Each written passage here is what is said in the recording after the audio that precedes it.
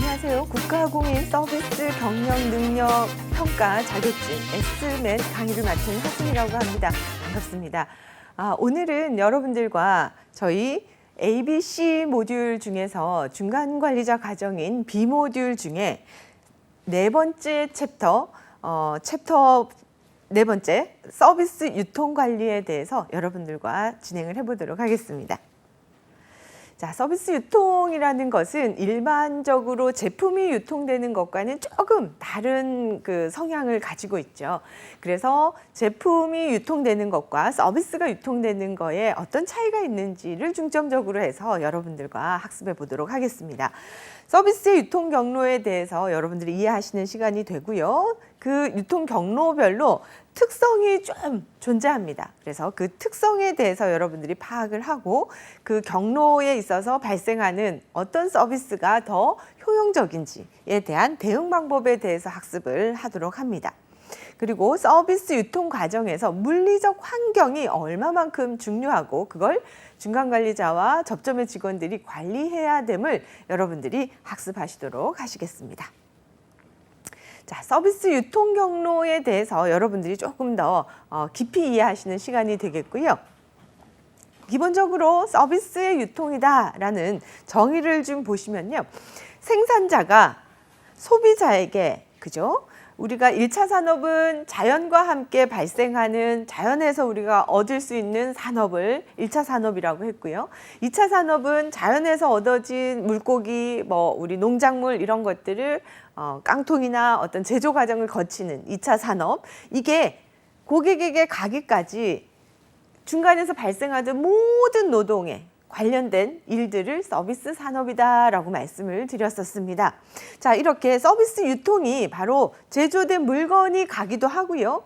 고객이 호텔을 찾았습니다. 그러면 고객이 그곳에서 체크인을 하면서부터 체크아웃 하기까지 모든 그 과정에 걸쳐서 발생하는 모든 서비스 경험들도 유통이 되고 있는 거라고 말씀을 드릴 수가 있겠죠.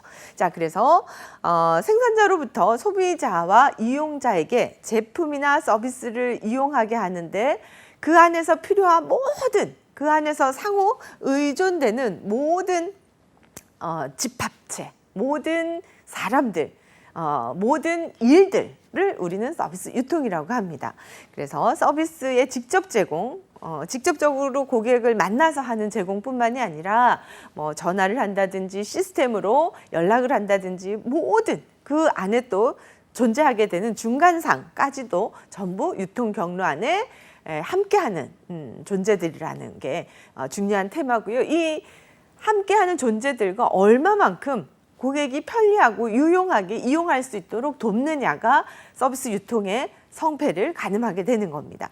자, 비분리성입니다. 이 안에 제품이 고객에게 가기까지 발생하는 이 과정 중에, 그죠?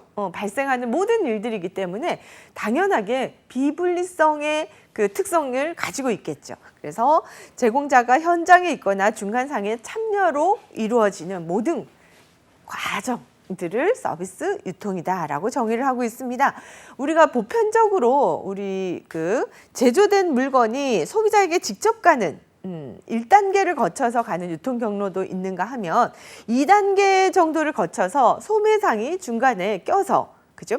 우리가 지금 우리가 제주도 여행을 간다. 그러면 제주도의 현지에서 여러분들이 바로 사서 오실 수도 있지만 여행을 끝내고 와서 현지에서 먹었던 그 음식이 너무 먹고 싶은 거예요. 그래서 이거를 직접 보내달라고 하기에는 예전에는 연락처가 없었어요. 그래서 제주에서 생산되는 물건이 서울에 오기까지의 중간에서 제주 상품들을 관리하는 유통업체를, 소매상을 통해서 우리가 서울에서 구매를 하게 됐었죠. 지금은 이렇게 1차, 2차, 1단계, 2단계, 3단계, 4단계의 모든 유통이 지금 우리 시대는 혼재하고 있습니다. 그렇지만 제조업이 우리가 주력을 이루던 산업 시절에는 1단계보다도 2단계나 3단계나 4단계가 우리 사회에, 그래서 유통업에 종사하는 많은 분들이 또 밥벌이 에 종사하게 되셨죠. 그래서 사회는 이렇게 서비스가 어떻게 편리하게 고객에게 도달하느냐의 어떤 이 유통의 문제들이 산업의 어떤 전체의 흐름을 바꿔놓기도 하거든요. 그래서 서비스 유통이라는 것은 지금 아주 다양하고 다각도로 바뀌어 나가고 있기 때문에 여러분들께서 이 파트도 좀 잘 들여다보시기를 바랍니다. 자, 다음 특성이 있습니다. 서비스가 유통되는 데 있어서는 첫 번째로는 시장의 위치가 굉장한 관건이겠죠. 아무래도 너무 멀어서 가기 힘든 곳에는 우리가 소비를 하러 가기가 좀 곤란하지 않습니까? 그래서 내가 퇴근길에 지하철역에 내려서 바로 쇼핑을 하고 거기에서 바로 집으로 가는 그래서 여러분들이 예전에는 서울역, 뭐 부산역 이러면 역들만 존재했습니다. 교통수단을 이동하는 그 역할들만 했지만 어느새부턴가 서울역에 백화점이 함께 들어서고요. 부산역에 또 쇼핑타운이 생기고 우리 수원역에도 마찬가지고 뭐 여러 이제 교통과 함께 그 시장의 위치가 굉장히 중요한 그 고객들이 움직여서 유통을 소비할 수 있는 소비자를 따라서 이렇게 시장 전체가 바뀌게 되는 겁니다. 어디에 그 서비스 시설을 위치시킬 것인가가 서비스 산업에는 굉장히 중요한 관건이라는 거죠.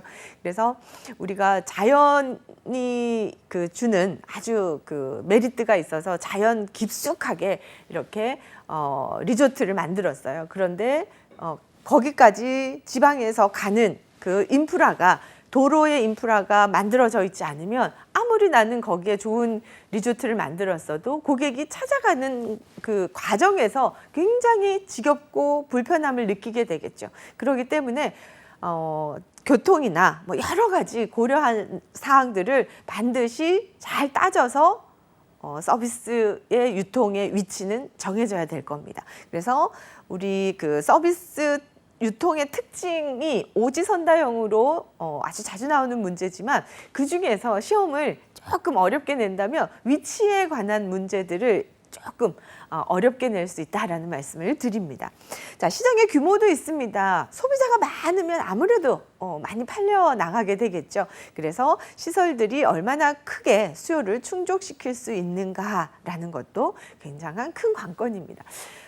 제가 저기 동해에 우리 속초에 가시면 바다를 보면서 가까이에 있는 속초 중앙시장이 있습니다. 거기에서 닭강정을 드셔보신 분도 계실 텐데요. 이렇게 다양하게 관광과 자연의 어떤 그 휴양시설과 가까운 시장이 한데 어울려서 고객들이 그곳에서 소비하고 내가 즐기고 뭐 여러 가지들을 함께 할 수 있는 그 유통이 그 안에서 이루어지는 거예요. 고객들이 아무래도 다른 곳을 가는 것보다 거기 갔을 때 만족감이 높겠죠. 자, 이렇게 시장의 규모 또한 굉장히 중요한 유통의 특징이라고 말씀을 드릴 수가 있고요. 자, 밀도도 필요합니다. 시설을 만들고 우리가 서비스를 팔아야 되는 상황에 있어서 여기에 근접해 올 수 있는 고객의 그 밀도 막 촘촘하게 이렇게 많은 고객들을 소화해낼 수 있는가, 이런 부분도 유통 경로의 굉장히 중요한 특징이겠죠.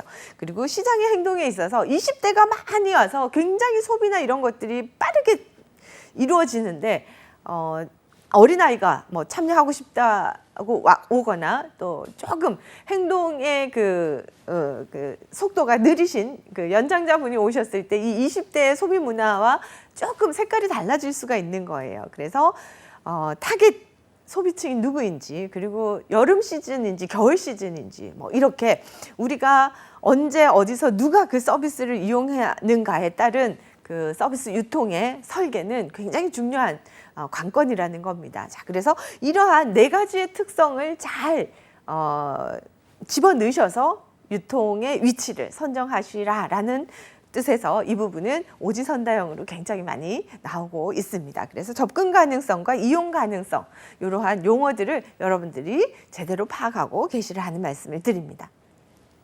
자, 서비스 유통 경로의 효용에 대해서 알아보실 텐데요. 효과와 용이성을 이야기합니다. 효용이라는 것은. 그래서 시간적인 효용, 내가 시간을 너무 많이 소비하지 않는 선에서 무언가를 소비에 편리하게 이용할 수 있는, 자, 이러한 시간적 효용이 어떻게 보면 굉장히 중요한 그 서비스 유통에는 아주 필요한 부분입니다.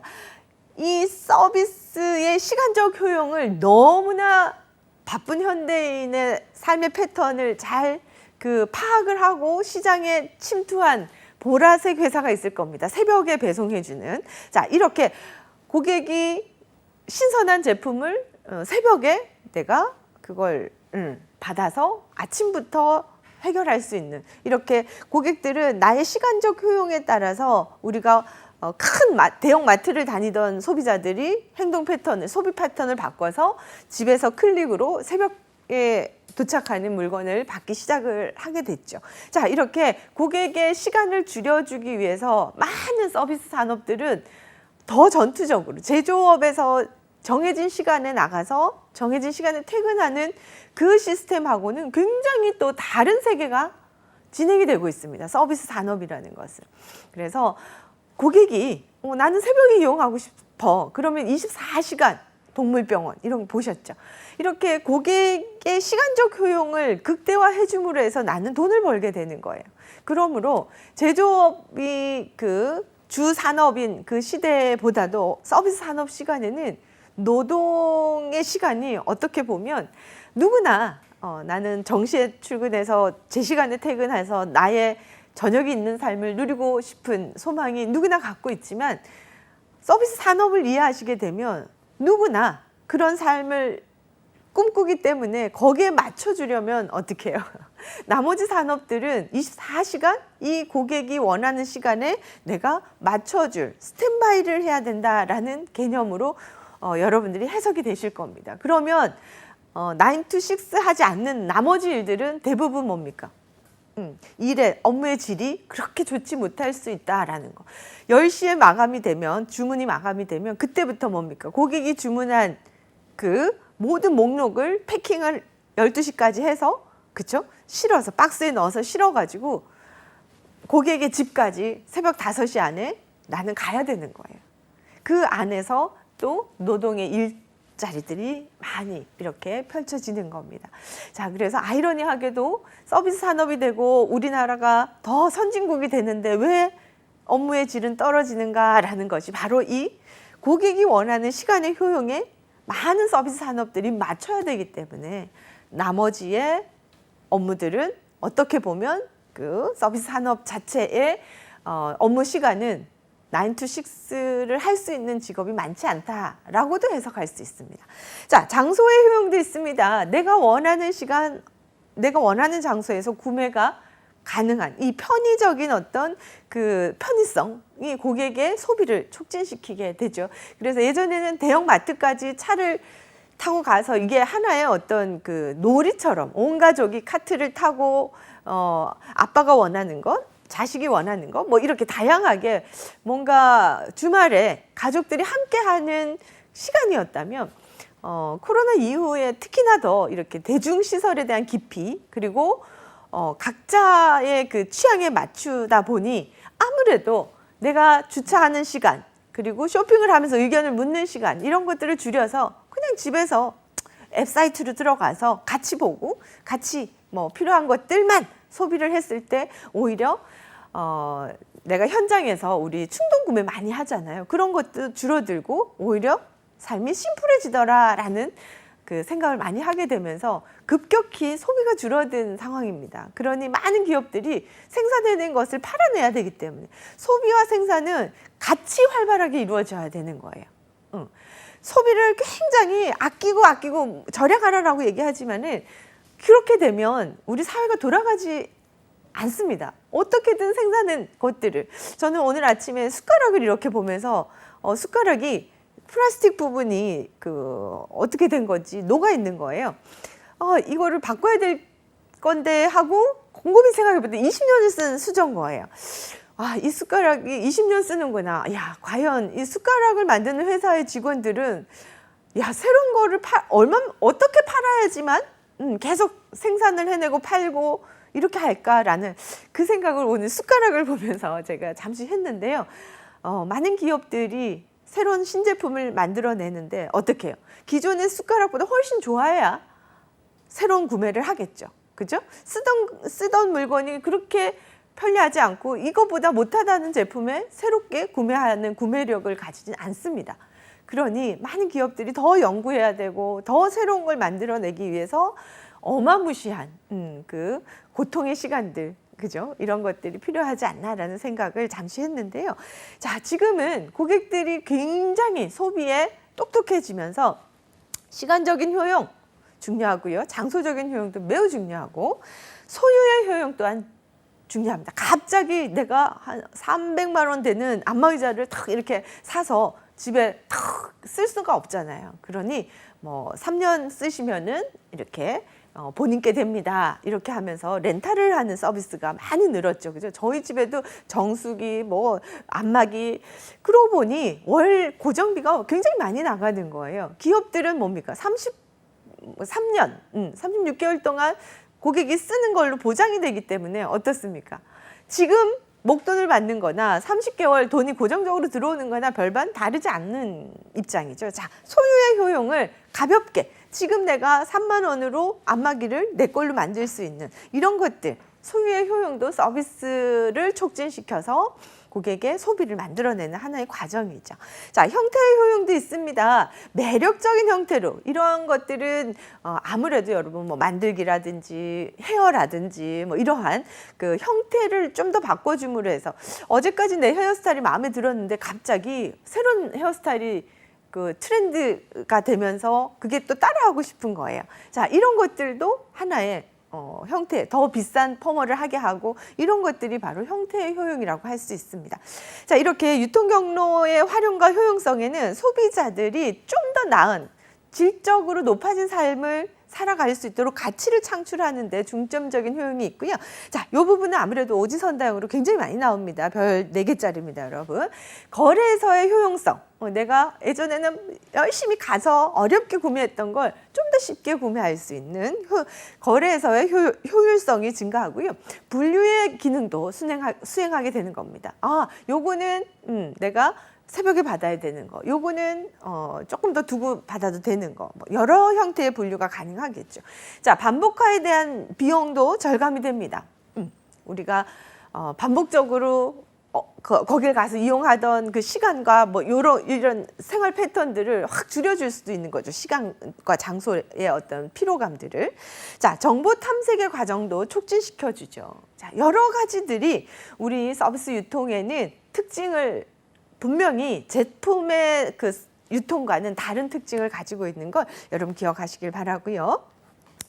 전통적 서비스 유통, 여러분 뭐 전통적으로는 시장에 가서 내가 구매하는 다이렉트, 직접적으로 우리가 구매하는 그러한 경로들이 있었죠. 서비스 제공자가 고객에게 직접 전달하는 전형적인 서비스 유통 경로가 있었다면, 자, 제조업이 우리가 한창 그 2차 산업이 넘어오면서 우리 중간상을 이용한 서비스 유통 경로도 발달이 됐습니다. 자, 그래서 지금 우리 그 서비스 제공자가 직접 서비스를 유통하는 경우도 있고요. 중간상을 이용해서 프랜차이즈 많죠, 여러분들. 제가 커피 전문점, 초록색 커피 전문점을 서울에서도 이용하지만 뭐 제주도에서도 이용하고 부산에서도 이용하고 뭐 여러 그 같은 퀄리티를 어느 지역에 가나 이용할 수 있는 거예요. 그게 바로 이 프랜차이즈라는 중간상을 이용한 그죠. 그러한 유통 경로를 이용하게 되는 겁니다. 자, 여러 가지 유통 경로들이 있고요. 유형에 계열화가 있습니다. 전통적인 유통 경로가 있고요. 전통적인 유통 경로는 독립된 그 제공자가 소비자에게 판매하는 이러한 것들을 이야기하고요. 자, 수직적인 마케팅도 있어요. 본사가 있어서 중간상에게 프랜차이즈나 브로커나 에이전시에 권한을 줘서 이 권한을 가진 사람이 소비자와 대행하는, 그죠? 기업형도 있을 수 있죠. 그래서 우리 저는 주유를 이렇게 하러 가면 저희 그 주유소는 직매장입니다. 그죠? 그러니까 본사에서 직접 관리하는 매장입니다. 또는 어때요? 계약을 맺어서 하는 그런 직매장이다라는 말씀을 안 하는 곳은 그 주유소 사장님이 단독적인 어떤 계약을 본사와 맺고 소매상이라는 그 얘기예요. 그런가 하면 관리형으로 본사에서 관리까지 해주는 프랜차이즈 조직도 있더라는 겁니다. 다양하게 수직적인 통제를 하는 이러한 그 시스템도 유통 경로 안에 있습니다. 공생 마케팅은 같은 경로 안에 같은 성질의 것들이 묶이는 거고요. 우리 결합 마케팅은 조금 다른 성질의 것들이 또 묶여서 우리가 하나의 소비를 그 시스템으로 묶어내는 거죠. 자, 이러한 시스템들이 있다는 정도로 용어에 대해서 여러분들이 제대로 이해하고 계시면 좋겠습니다. 자, 서비스 유통 경로의 설계와 제품 유통 경로의 관리로 들어가 보겠습니다. 자, 유통 경로를 결정하는 프로세스에는 고객이 원하는 서비스 종류와 수준을 가장 먼저 분석할 필요가 있습니다. 그래서 지금의 고객들이 예전처럼 카트에 아이를 싣고 막 이렇게 구경을 다양한 물건을 구경하면서 쇼핑하던 시대가 또 지나왔죠, 그죠? 그래서 고객이 어떤 패턴의 서비스 유통 경로를 찾는지에 대해서 그 수준을 분석하는 게 가장 중요하고요. 그래서 우리가 지금 원하는 건 유통 경로의 목표를 설정해야 되는 거예요. 매출이 온라인에서 몇 프로 이루어지고 오프라인에서 몇 프로 이루어지겠다. 그래서 유명한 우리 식당들, 줄 세우던 식당들이 그동안 코로나라는 그 시기를 겪으면서 찾아올 수가 없으니까 그래서 밀키트를 만들어서 판매하기도 하고 완제품을 만들어서 홈쇼핑으로 들어가기도 하고 뭐 여러 가지. 그래. 고객이 원하는 유통 경로를 일단은 먼저 분석한 다음에 나의 유통 경로를 바꿔야 되는 거예요. 자, 그래서 여러 상황으로 유통의 목표를 정하고요. 전략을 설정한 다음에 개별 경로 등을 이제 우리가 완제품을 만들거나 밀키트를 만들어서 팔게 되면 아무래도 그 식당 안에서 이루어질 수는 없겠죠. 그죠? 갑자기 소비가 뭐 폭발적으로 이루어질 수 있기 때문에 공장에서 생산을 해낸다든지 뭐 여러 가지로 그 경로 안에 필요한 구성원들을 결정하게 된다라는 겁니다. 자, 여러분들 고객이 유통 경로로부터 원하는 서비스를 분석하는데 중요한 요인들을 분석하셔야 돼요. 첫 번째로는 서비스 수준이 기존의 것보다 더 낫다라고 생각하게. 고객이 기다리는 시간이 조금 더 짧으면 짧을수록 좋겠죠. 그죠? 자, 서비스의 다양성, 전문성 이런 것들을 높일 필요가 있으시고요. 점포의 수가 분포가 많아서 내가 가다가 쉽게 이용할 수 있는 것도 굉장히 중요한 부분입니다. 자, 부가 서비스가 많을수록 자, 요거는 부가 서비스가 많아서 좋은 제품이 있고 부가 서비스가 너무 많으면 오히려 고객이 혼란스러워서 선택을 포기하는 경우가 있어요. 그래서 요걸 자기의 산업에 맞춰서 우리가 부가 서비스를 많이 할 건지 적게 할 것인지, 그죠? 이러한 것들도 고려해야 됩니다. 자, 매장 내 점원의 서비스 수준이 높을수록, 자, 이것 때문에 A모듈에서 제가 그렇게 태도를 강조했던 겁니다.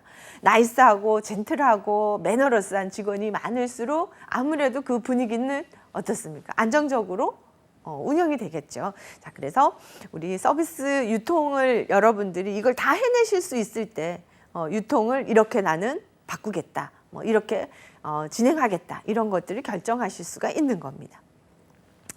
목표를 설정하실 때, 자, 이렇게 여러분들 고객이 원하는 그 유통을 분석하시고요. 대기 시간을 분석하시고요.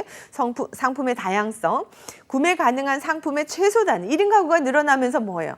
많이 주고 뭐 큰 덩어리로 사면 더 많이 주겠다 이런 것들이 1인 가구한테는 큰 메리트가 아니죠. 그죠? 자, 그래서 구매 가능한 상품의 최소 단위를 잘 정하시고요. 점포의 숫자와 분포를 얼마만큼 할 것인지, 자, 유통 경로상의 목표는 내가 그 지역에만 하겠다, 아니면 난 전국을 대상으로 하겠다, 이렇게 목표를 설정하실 필요가 있습니다. 자, 유의사항이 있습니다. 시험에 아주 많이 나오는 부분은 아니지만 여러분들 이해나 하고 계셔야 돼요. 상품의 특성상 부패하거나 부피가 너무 크거나 비표준화된 이런 상품을 유통할 때는 조금 더 많은 그 조심이 필요하겠죠. 자, 이러한 특성에 맞춰서 유통 경로를 결정하셔야 되고요. 자, 중간상의 특징도 있습니다. 내가 직접 직영점을 운영할 건지 대리점, 그 지점의 그 프랜차이즈 계약을 하는 그런 대리점을 이야기하는 거죠. 자, 경쟁사의 특징. 경쟁사는 야, 나보다 더 치고 나가는데 나는 어떻게 할 것인가. 자, 우리 저기 신땡 우리 노란 큰 우리나라 유통업체가 그동안 큰 대형 마트들을 줄여 나가고 그 사이에 편의점 있죠. 24시간 그 편의점으로 아예 빠른 속도로 유통 경로를 바꿨어요. 그러니 산업이 변하고 소비자의 요구가 바뀔 거다라는 걸 미리 예측을 하고 코로나 이전부터 편의점 형식으로 큰 대형 그 마트를 수를 줄여 나가면서 대신에 골목골목 상권 안에 빌라촌 안에 조그마하게 그 편의점을 들어가기 시작을 했죠. 이렇게 유통 경로가 자꾸 이렇게 바뀌면서 브랜드가 없는 뭐 이런 걸로도 막 시장에 유통 경로를 바꿔 나가기 시작을 했습니다. 이렇게 여러 다양한 대형 마트가 있지만 조금 더 발빠르게 시장에 유통 경로를 바꾸면서 갔던 나의 경쟁사와 나는 지금 어떻게 하고 있는가를 비교하셔야 되겠죠. 자, 그래서 L사와 여러분들 E사만 여러분 비교하셔도 충분하게 경쟁사의 특징은 이해가 아마 되실 겁니다. 회사의 특징도 있습니다. 내가 자본력이 없는데 어떻게 직영점을 이용하겠습니까? 그죠? 자, 그래서 이러한 마케팅 전략 이런 것들을 고려하셔야 되고요. 환경적인 특성도 있습니다. 제가 정말 많은 그 자영업 하시는 분들의 컨설팅을 가서 느끼는 게 4차 산업이라는 그게 우리가 먼 일 같지만 어느 순간 우리 핸드폰 안으로 앱으로 주문하고 뭐 이런 것들이 늘었잖아요. 그러니 우리 기존에 있던 그 오프라인에서 장사를 하시던 분이 온라인으로 시장을 넘어오시는 이 과정에 있어서 이 유통 경로를 바꾸는 거에 있어서 본인들이 어떤 IT 그 전문성에 대해서 부족함으로 인해서 더 확장하지 못하시는 경우가 있더라고요. 그래서 전문 업체를 이용하시라고 하는데 비용이 너무 부담이 되시는 거예요. 그러다 보니 경쟁사들은 벌써 치고 나가고 본인의 어떤 그 제품의 그 뭐라 그러나요? 홍보는 벌써 이미 고객들에게 잊혀져 가고 이런 경우도 굉장히 많이 봤습니다. 자, 그래서 환경적인 특성에 참 인간이라는 동물이 바뀌어 나가는 환경에 빠르게 적응한다는 건 참 어려운 일이거든요. 내가 익숙한 게 좋고 하던 거 하고 싶기도 하고 새로운 걸 늘 나를 업데이트하면서 간다는 건 쉬운 일은 아닌 것 같아요. 그렇지만 적응의 동물이기 때문에 우리는 조금 더 위기의식을 느끼고 바뀐 환경을 그죠? 트렌드라고 하죠. 그런 환경을 보고 우리가 조금 애써서 노력해서 적응해 나가려고 노력할 필요가 있습니다. 자, 사과에 있어서 서비스 유통이 워낙에 빠르게 바뀌고 있기 때문에 그런 부분에서 여러분들이 세상이 이렇게 바뀌고 있구나라는 걸 이해하시면서 공부하시면 좋을 것 같습니다. 그래서 유통 경로의 전략을 결정하실 때 개방적으로 할 거냐, 집약적으로 할 것이냐. 자, 구매 편리성을 제공해서 매출을 증대하는데요. 대형 마트를 줄여 나가서 소매 그 편의점으로 하고 그 안에 제품들을 높은 단가에 팔던 걸 다 낮은 단가로. 예전에 우리 모피코트 그러면은 뭐 엄청나게 비싼 고가의 제품이잖아요. 사람들이 갑자기 그 고가의 제품을 살 수가 없어요. 그러다 보니 판매가 또 저조해지면서 어떻게 해요? 저가냐 관심과 시간을 내가 좀 적게 들여서 살 수 있을 정도의 어떤 그런 제품들. 그러니 머플러가 한동안 뭐 이렇게 그 모피로 내가 코트는 살 수 없지만 어떻게 해요?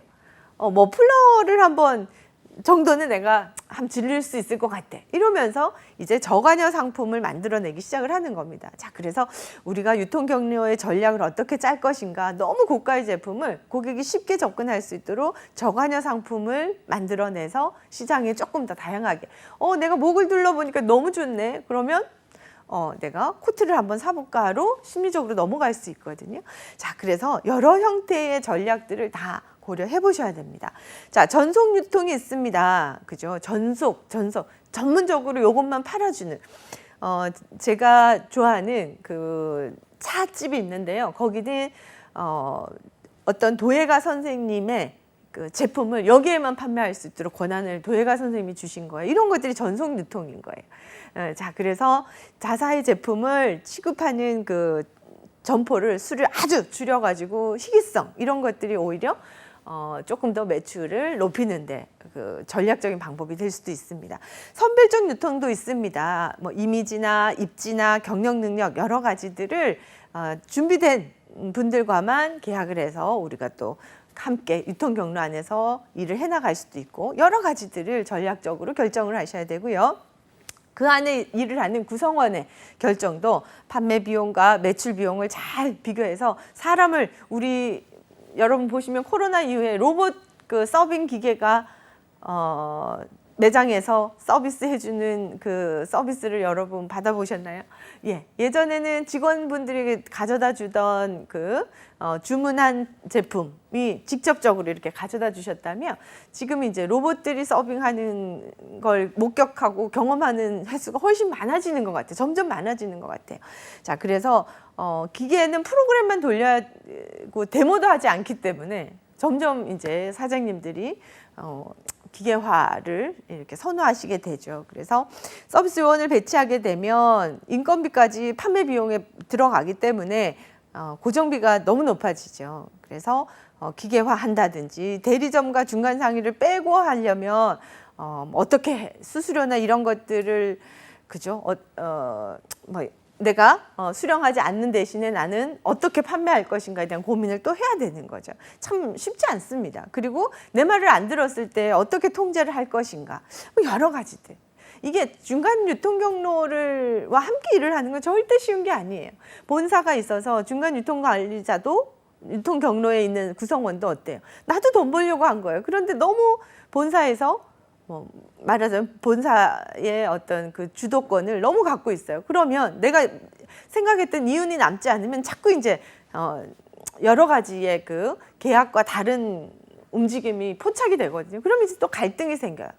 그죠? 갈등이 생겼을 때 아주 강압적으로 통제할 거냐 아니면 아예 권한을 넘겨줘서 그럼 네가 하고 싶은 대로 해봐라라고 권한을 이양할 거냐 이런 문제들이 있다는 거예요. 자, 뒤에 계속 이어져 나오는 이야기이기 때문에 여러분들이 뒤에서 좀 더 배우시고요. 자, 유통 경로의 의 파트너를 결정하실 때 12가지 정도는 고려하셔서 우리가 함께 일을 경로 안에 구성원으로서 우리가 결정을 해야 된다라는 겁니다. 물론 이거는 이제 큰 사업에 해당하는 이야기라 조그맣게 창업하시는 분들은 뭐 내가 나 혼자 할 건데 하실 수도 있어요. 자, 그런데 본인이 일을 다 하실 수는 없어요. 사업이 커지면 커질수록. 그래서 커지신다는 상상을 하시면서 이렇게 공부를 하신다면 이런 문제도 내가 비즈니스에 경영에 고려를 해야 되는구나 라고 여러분들이 쉽게 이해가 되실 겁니다. 자, 성공적으로 유통을 잘 하시려면 4가지 정도는 여러분들이 잘 고려를 하셔야 되겠죠. 자, 그래서 오지선다형으로 별 5개짜리 문제입니다. 공동의 목표, 그게 막 돈만 벌자 이게 아니라 가장 중요한 목표는요, 나의 제품과 우리 하는 일이 우리 사회에 어떻게 긍정적인 영향을 끼치느냐가 있을 때 일의 그 동기부여가 공동의 목표가 훨씬 더 스트롱하게 묶입니다. 그래서 우리가 돈만 벌자 그러면 정말 돈이 조금이라도 안 벌리죠. 그러면 유통 경로가 해산하는 건 시간 문제예요. 자, 그래서 가치, 우리가 기업의 가치, 제품의 어떤 가치라는 말을 우리가 많이 기업에서 하고 있는 이유가 바로 이런 것들 때문에 그렇습니다. 그래서 결국은 뭡니까? 우리가 만들어낸 모든 서비스들이, 제품들이, 고객들이, 지금 현 시대를 살아가는 고객들이 감이라든지 만족감을 줄 수 있느냐, 이런 것들이 고객 지향성이라는 겁니다. 효과적이고 효율적인 커뮤니케이션을 하셔야 되고요. 공동 목표를 달성하기 위해서 반드시 서로 협업하셔야 돼요. 적극적으로 긍정적으로. 자, 그리고 중요한 건 뭐냐면 명확한 통제 시스템도 필요합니다. 서로 간에 갈등이 생겼을 때 어떻게 조율할 것인가에 대한 부분까지도 반드시 고려하셔야 되고요. 또 너무 장사가 잘 됐어. 그러면 본사만 남기느냐? 아니야. 서로 같이. 자, 보상의 제도까지 포함을 해야만 합니다. 요 4가지의 특성을 잘 고려하신다면 아무래도 성공적으로 유통 경로에 그 성과를 얻을 수 있다라는 겁니다. 시험에 많이 나오기 때문에 잘 기억하십시오. 자, 이렇게 성공적 유통 경로의 특성에 있어서 결정적인 요인, 그죠. 유통 경로가 길고 짧고 이런 것들에 대해서 우리가 수요적인 특성도 보셔야 되고요. 살 사람이 너무 많은데 유통 경로가 너무 길어. 그러면 어때요? 사람들이 그 중간에 성질 급한 사람 다 도망가게 돼 있어요. 자, 그래서 긴 유통 경로에 수요가 많다라든지, 그 다음에 공급자가 너무 많은 거예요. 아니면 공급하시는 분이 너무 작다든지. 우리 이번에 코비드 여러분들 겪으면서 우리 초창기에 마스크 대란이 있었죠. 마스크가 생산하는 곳이 너무 국내에 적어가지고 마스크 사러 막 정말 약국을 몇 군데를 다녔던 저 기억이 있는데요. 자, 이렇게 했을 때 유통 경로가 짧은 게 이득인지 길어졌을 때 어떤 문제가 발생하는지, 그죠? 자, 서비스의 특징에 따라 가지고 고객이 와야 되는 건지, 내가 앉아 있어도 서비스가 갖다 주는 건지. 여러분들 그 젊은 분들은 뷔페 가면 되게 즐겁죠. 내가 먹고 싶은 거 구경하고 내가 먹을 만큼 가져다 주는 걸 굉장히 선호하시지만, 제가 또 이렇게 연장자분들 교육을 가잖아요. 그러면 그 교육 담당자가 뷔페 뭐 점심 예약해놨습니다. 그러면 터져 나오는 소리가 갖다 주는 거. 뷔페 싫어. 내가 가져다 먹고 그거 너무 힘들어. 이렇게 얘기를 하시더라고요. 그러니 연령의 특성에 따라서 뷔페가 다 누구나 좋아하는 시스템은 아니더라는 겁니다. 자, 그래서 이렇게 유통 경로를 짧게 할 건지 길게 할 건지 서비스의 특성에 따라서 어떻게 내가 결정할 것인지는 여러분들의 사업의 성격에 따라서 결정하시는 게 맞겠죠. 자, 서비스 제품 특성에 따라서 유통 경로를 어떻게 관리하느냐 하면, 제품의 단가, 유통 경로가 아무래도 길어지면 어때요, 여러분? 그 중간상에 일하는 사람들도 다 남겨야 되죠. 그래서 원가는 우리 강원도에서 감자가 만들어졌어요. 그래서 강원도에서 사면 아주 싸게 살 수 있는데 제가 강원도 갈 수 없잖아요. 그러면 홈쇼핑을 통해서 아니면 대형 마트를 통해서 이렇게 감자가 여러 단계로 유통이 돼서 저한테 오기까지 중간에서 노동하시는 모든 분들이 이윤을 남겨야 되는 거예요. 그래서 단가가 올라가겠죠. 그죠?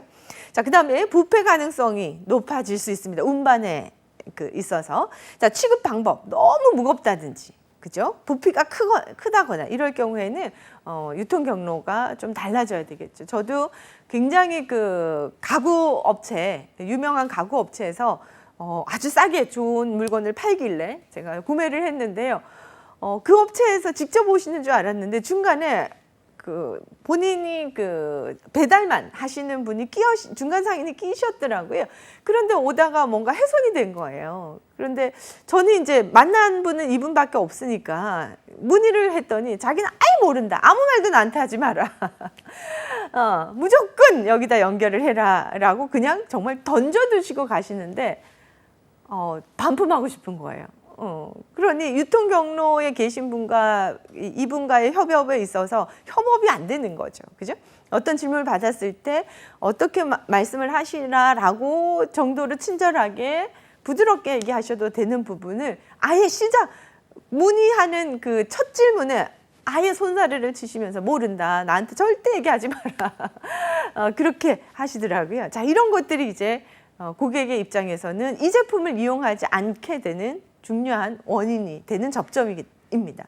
자, 그래서 여러 가지들을 관리를 하셔야 됩니다. 기술의 복잡성 이런 것들도 굉장히 이렇게 기능이 많아서 소비자가 쓰기에 불편하다거나, 이거를 또 설명해주는 어떤 중간에 있는 직원도 대답하기 어렵다거나 이러면 고객들이 소비하지 않습니다. 자, 표준화의 정도, 어디까지를 표준화할 것인지, 그죠? 전문 용품일 경우에는 편리하게 사도록 하는 게 맞는지, 전문점에서 사도록 하는 게 맞는지, 이런 것들 다 고려하셔야 된다는 거죠.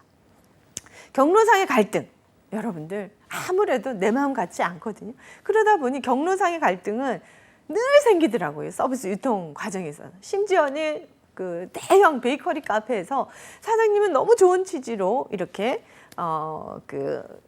대형 베이커리 카페를 차려서 주변 환경도 너무 좋은 거예요. 아주 고가의 가구들이나 찻잔 하나도 너무 비싼 찻잔을 이렇게 쓰셨는데 직원들이 밝지 않은 거예요. 직원들이 다 우울하고 직원들의 태도들이 고객들에게 퉁명스럽고, 이렇게 경로상의 갈등이 생긴 겁니다.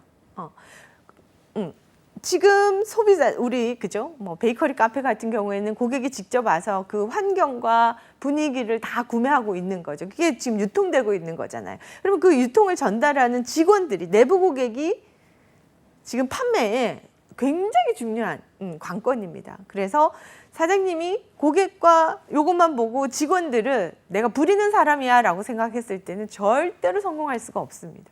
자, 그러다 보니 이 유통 경로 안에서 갈등은 정말 많이 생기는 일이거든요. 자, 그래서 목표를 정했어. 나는 오늘 1매출 1,000만 원 할 거야 라고 했는데 수행에 벌써 경로상에 충돌이 생기는 거죠. 그리고 서비스 품질이 통제가 어려워지는 거예요.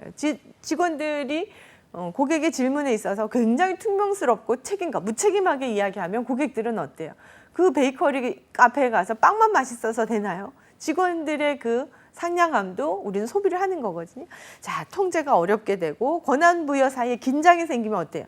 우리 부모님이 싸우게 되면 아이가 긴장하게 되죠. 그거랑 똑같아요. 자, 그런 불편한 곳에서 고객은 절대 소비하지 않습니다.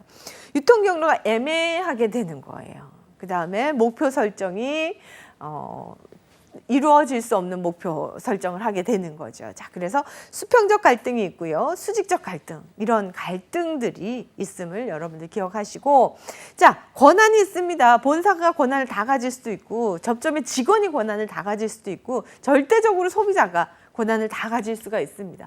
예전에는 어땠습니까? 마스크가 부족할 때는 공장이 권한을 가지고 만드는데 시간이 걸리니까 기다리세요. 그러면 약국도 기다리고 고객도 기다렸죠. 그런데 지금은 코비드가 끝나면서 마스크가 넘쳐나니까 어때요? 지금은 권한을 소비자가 내가 디자인이 좀 더 좋은 걸 살까? 우리가 고르고 있는 거죠. 자, 이렇게 이제 권한의 그 파워가 달라지는 이야기를 하는 겁니다.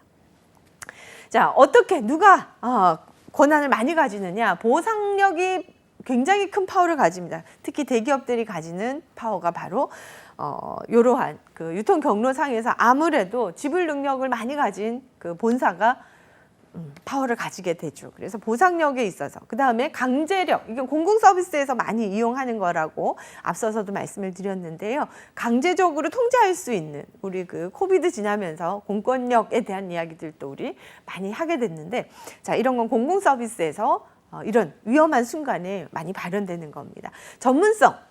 의사 선생님이 지금 네 건강이 안 좋으니까 지금 그 기름진 거 먹지 마, 술 먹지 마, 그러면 여러분들 드시는 게 이상하지 않나요? 이렇게 전문성은 늘 파워를 가집니다. 여러분들, 우리 시대는 지금 전문성의 파워를 가져야 돼요. 그래서 커피 전문점에서 바리스타 분들이 가지는 커피 추천, 이런 것들을 믿고 우리는 구매하잖아요. 이런 것들이 전부 전문력이 가진 파워라는 겁니다. 그래서 전문가 집단에는 뭐예요? 전문가 직원들이 전부 파워를 가지고 있어요. 그래서 위에서 아무리 컨트롤 하려고 해도 통제가 어려워요. 자, 전문적 파워의 시대. 자, 합법적 파워, 준거적 파워. 그 지역이 가진 특성이 가장 중요한 어떤 그 파워일 수가 있는 거죠. 자, 그래서 준거적인 파워, 여러분들 잘 기억을 하시고요. 자, 유통 경로상의 권력의 유형도 있습니다. 보상적 권력, 강제적 권력. 이 파워가 권력이 된다는 그 얘기를 하는 겁니다. 그래서 여러분들 이 부분까지도 여러분들 잘 학습해 두시길 바랍니다. 갈등이 생겼을 때 상호 의존도가 높으면 높을수록 마찰의 여지가 증가하게 되죠. 네가 하면 될 걸 왜 내가, 이런 이야기예요. 자, 그래서 수평적 동일 계층의 그 갈등이 있고요. 업태는 뭡니까? 다양한 성질이라는 거죠. 우리가 만들어서 차로 이렇게 오죠. 그러면 그 안에 배달하시는 차량 이런 것들이 업의 태도에 따라서도 갈등이 생길 수 있고요. 자, 당연히 본사와 프랜차이즈 간에는 당연히 발생하는 빈도수가 높겠죠. 그래서 권한과 갈등, 권한을 누가 많이 쥐어 있느냐에 따라 갈등이 많이 증폭이 되겠습니다. 자, 그래서 중요한 건 갈등을 협력해서 풀어나가야 된다라는 거죠. 안 그러면 사업 자체가 무너지게 되어 있습니다. 그래서 전략적으로 우리가 갈등을 해결하기 위해서는 통제를 할 것인가, 그죠? 직원들을 통제를 할 것인가, 아니면 아예 네가 알아서 해라. 임파워먼트, 파워를 어떻게 임대해준다라고 여러분 외우시면 좀 쉬우실 텐데요. 내가 가진 힘을 저한테 준 거야. 우리 반장, 담임 선생님이 파워를 누구한테 줍니까? 반장한테 주죠. 각급의 회장한테. 그러면 회장이 얘들 조용해. 선생님이 이거 하라는데 너 이거 해. 이렇게 선생님이 준 파워를 임대해서 반장이 학급 회장이 권한을 행사하는 이 얘기를 이제 학급 구성원들이 들어야 되는 거죠. 그런가 하면 파트너십 전략이 있습니다. 그냥 동일하게 옆에다 놓는 거죠. 그래? 그러면 네가 이걸 한번 해봐. 파트너로 이렇게 이 사업을 제가 그 굉장히 유명한 김밥집 컨설팅을 간 적이 있어요. 김밥으로 굉장히 유명한 집 컨설팅을 서비스 컨설팅 현장 컨설팅을 갔었는데요. 아무래도 김밥을 너무 많이 이렇게 팔게 되다 보니 그 김밥 포장하는 그 박스 있죠. 그렇죠? 그래서 그 박스가 너무 많이 필요한데 박스 공장에서는 어떻습니까? 여기만 판 박스를 구매하는 게 아니죠. 다른 식당들도 구매하잖아요. 그러다 보니 여기가 원하는 날짜에 그만큼 만들어내질 못하는 거예요. 그러니 어떻게 해요? 파트너로 여기 박스 회사 사장님한테 이 김밥집 사장님이 우리 것만 만들어주라. 내가 얼마를 주겠다. 이렇게 파트너십 전략으로 함께 가는 겁니다. 자, 그래서 우리가 경로상에는 여러 가지 아예 하지마. 우리 말 안 들으면 모든 권한을 뺏어올 거야 라는 통제 전략을 쓰기도 하고 아예 권한을 부여해서 너 마음대로 한번 해보세요 라고 자율적으로 주는가 하면 또 아예 옆으로 와서 우리랑 같이 일해보자 라고 하는 파트너십도 전략적으로 사용하기도 합니다. 자, 이렇게 우리가 어떤 통제 전략을 썼을 때 전략을 보상과 차별, 잘했을 때와 못했을 때를 잘 전략적으로 하고요. 그 안에 공급자 간에 어떤 그 통제를 합당하게 받아들여야 되겠죠. 이 위에서 통제를 하는데 무조건 통제 당할 수는 없잖아요. 그죠? 그래서 공급자가 고객 중간에서 이용한 유통 경로에 있는 사람들 같이 상생할 수 있는 그 선에서 통제를 해야 되는 겁니다. 자, 그 다음에 이제 단점이 있습니다. 그 통제권을 너무 세게 가지게 되면 신뢰나 우호가 깨질 수 있어요. 이런 그 단점이 있죠. 그리고 권한을 아예 부여해 줬습니다. 그랬을 때 마음대로 나보다 더 우리 본사가 가진 것보다도 너무 아예 색깔을 달리 갈 수는 없죠. 그래서 목표 설정에 있어서만큼은 굉장히 서로 간에 합의를 이루어야 되고요.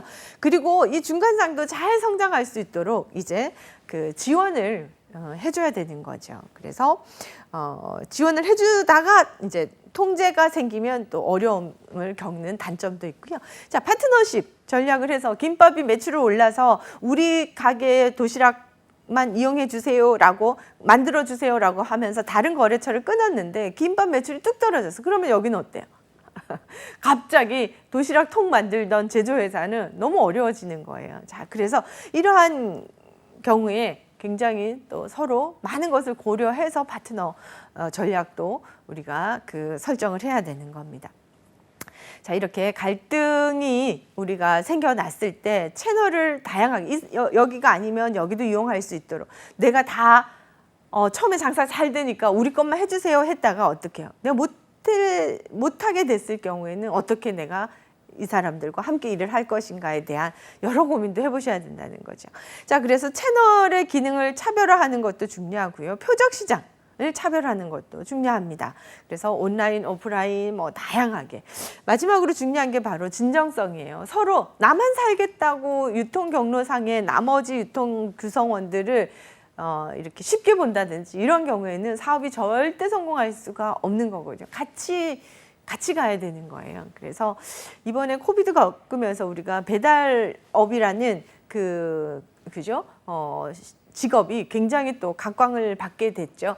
그러다 보니 만드시는 분과 소비자 사이에 끼어 있는 이 배달하시는 분이 업체들과 소비자 간에 이렇게 존중의 어떤 아이콘으로 떠올라서 많은 뉴스거리들이 났습니다.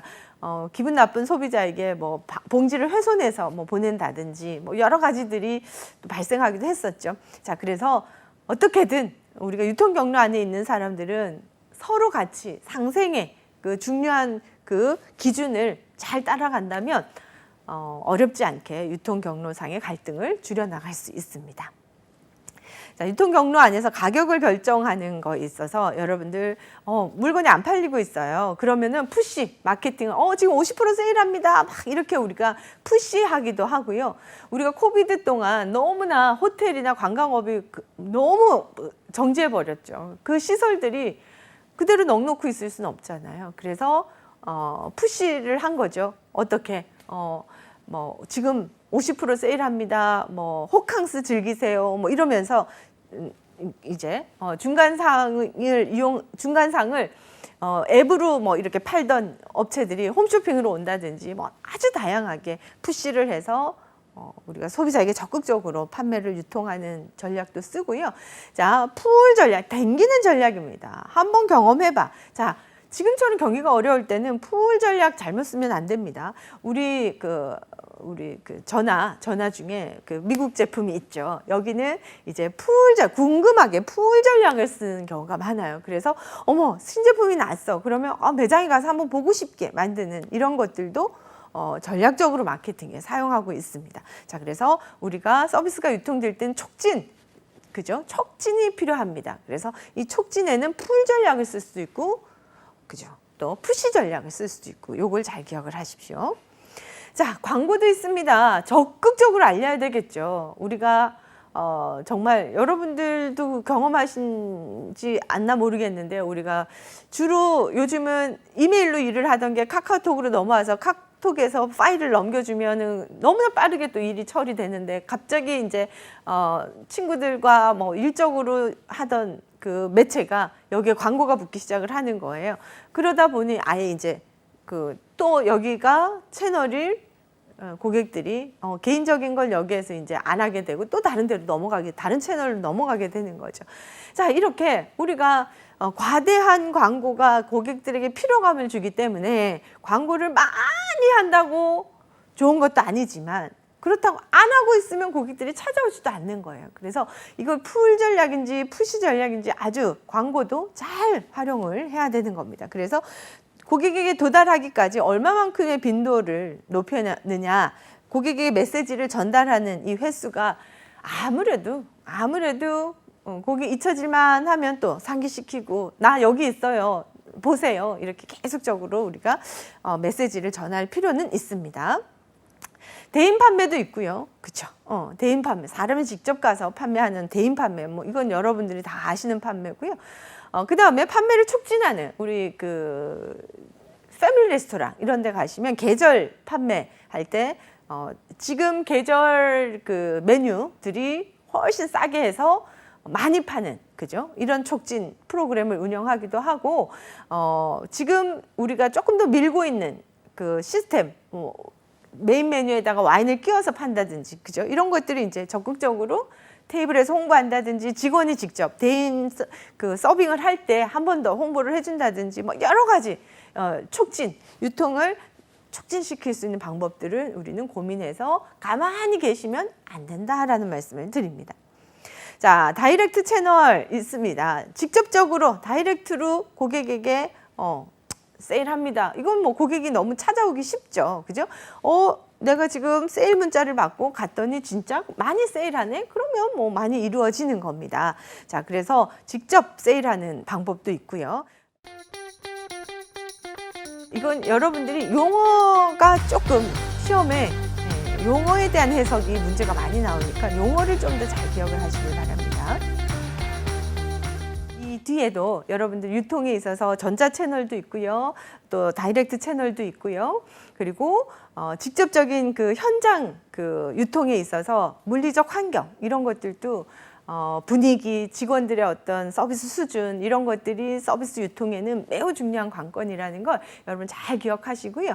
우리가 이렇게 유통이 직접적으로 서비스 요원이 서비스를 했을 때 가장 이상적인 서비스를 제공할 수 있도록 중간관리자는 교육 훈련을 해야 되는 거거든요. 저희 다음 시간에는 이렇게 아주 세련된 서비스를 제공할 수 있도록 중간관리자가 직원을 코칭하고 교육하는 그 내용에 대해서 챕터 5에서 뵙도록 하겠습니다. 자, 이 시간도 여러분 애쓰셨습니다.